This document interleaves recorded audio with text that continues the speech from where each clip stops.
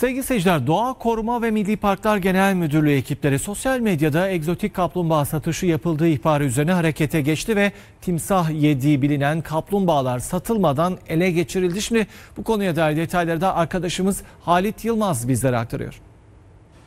Tarım ve Orman Bakanlığı yetkilileri geçtiğimiz günlerde internet üzerinden egzotik kaplumbağa satışı ile ilgili bir ilanın peşine düştü ve olayla ilgili olarak yurda kaçak getirilen, Türkiye'de bulunmayan 12 kaplumbağa türünü satmak isteyenleri yakaladı ve 12 kaplumbağaya el konuldu. Bu kaplumbağalar henüz bebek kaplumbağalar. Peki kaplumbağalar ne oldu sorusunun bugün cevabını arıyoruz. TRT Haber'e özel Kocaeli Büyükşehir Belediyesi Ormanya Yaban Hayatı Kurtarma ve Rehabilitasyon Merkezi'ndeyiz. Konuğumuzsa Turizm ve Doğal Yaşam Alanları Şube Müdürü Ömer Bahadır Özyılmaz. Bahadır Bey, yeni misafirleriniz var Ormanya'da ve bebek misafirler. Ne zaman geldiler ve burada uygulanan süreç nedir? Evet, geçtiğimiz hafta Yaban Hayatı Kurtarma ve Rehabilitasyon Merkezimize gelen 12 tane kaplumbağa var.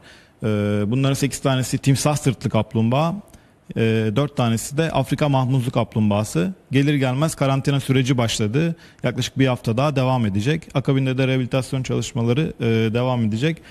Şu anda kaplumbağaların ihtiyacı olan kalsiyum ve vitamin takviyeleri yapılıyor ve timsah sırtlı kaplumbağalar etobur olduğu için onları et ürünleriyle besliyoruz. Ve bu timsah sırtlı kaplumbağalar aslında Amerika kıtası, Meksika körfezi ekosisteminde yaşayan bir tür. Dünyada da nesli tükenmek üzere olan türler arasında yer almakta. Timsah sırtlı kaplumbağa aslında timsah yiyen kaplumbağa olarak da bilinmekte. Çenesi çok güçlü ve sert olduğu için bu şekilde bir nam salmış. Aynı zamanda sırtı dikenli olduğu için de kaplumbağalar dünyasının dinozoru olarak bilinmekte. Diğerleri için?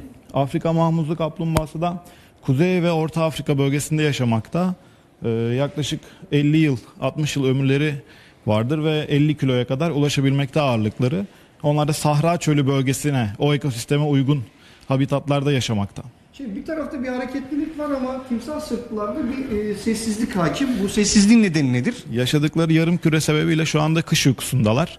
O yüzden kış uykusunun süreçlerinde bu şekilde soğuk kanlarını da soğutarak bu şekilde.